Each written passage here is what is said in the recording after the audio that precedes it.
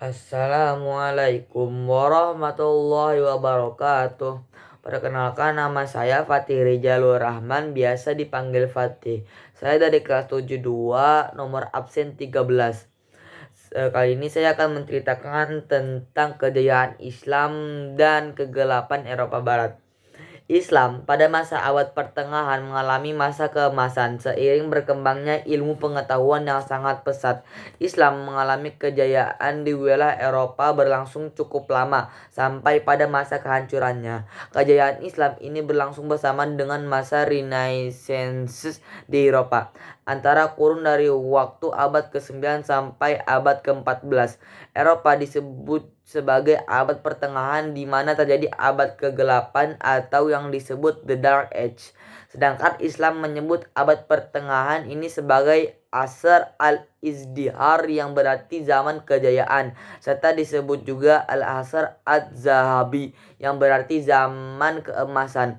Kejayaan Islam ini berada di kawasan timur yang dipenuhi dengan peradaban kemanusiaan dan dipenuhi dengan sinar terang. Beda halnya di wilayah barat yang diliputi dengan kegelapan. Meskipun Eropa pada abad pertengahan dilanda kegelapan, tetapi Islam dalam hal ini bisa menerangi Eropa yang gelap itu dengan bijaksana, sehingga Eropa berkembang pesat dan erat kaitannya dengan sumbangsi dari orang-orang Islam. Hal ini dibuktikan dengan adanya hubungan langsung para sarjana Eropa yang belajar kepada orang-orang Islam pada saat itu untuk membawa Eropa ke masa kejayaan. Periode keemasan Islam ini terjadi antara abad ke-6 sampai ke-13 Masehi yang dimulai sejak zaman Nabi Muhammad SAW yang ditandai dengan dibuatnya Piagam Madinah, di mana dalam hal ini masyarakat Madinah dipersatukan tanpa memandang latar belakang suku dan agamanya. Dalam kurun waktu kurang dari 100 tahun setelah berdirinya pemerintah Islam di Madinah, pengaruh kekuatan Islam ini telah sampai ke berbagai penjuru dunia, mulai dari Cina sampai ke Samudra Atlantik dan dari benua Eropa, Afrika bahkan sampai ke Nusantara. Di saat yang sama, ketika dunia Kristen di Eropa sedang mengalami zaman kegelapan, Islam pada saat itu mengalami masa keemasan yang ditandai dengan banyaknya para ilmuwan Muslim yang ahli di berbagai bidang masing-masing. Pada saat itu juga banyak didirikan madrasah-madrasah serta banyak buku ilmiah yang ditulis bahkan diterbitkan.